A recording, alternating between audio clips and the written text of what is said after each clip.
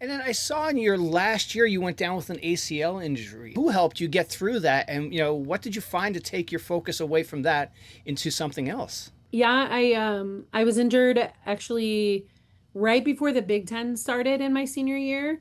So it was early on in the season. I was our senior setter, starting setter and captain, and it was something that, obviously you don't ever really expect an injury. And so, but I think our team really didn't expect it. And something I actually took from that as a coach was you just never know when that's going to happen. And so you want to make sure that your next player up is always ready to Yeah. go. They're chomping at the bit. Your team doesn't miss a stride. And I was, not that our freshman at the time wasn't ready to go, but I think it was just not, it was unexpected in that way. So Yeah. I want to make sure that as a coach, I'm always developing my lineup in that way.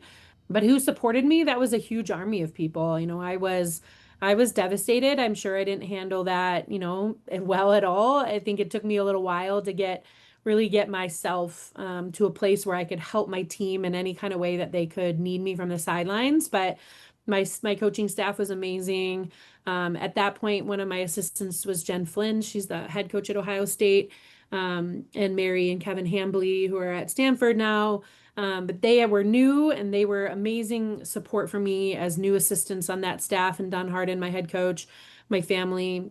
Just you really need a ton of support for an injured athlete, especially that when you're also transitioning, that's it. That was that Right. last year for me at college. So that whole year really needed support and found it in family and my coaching staff and of course my teammates.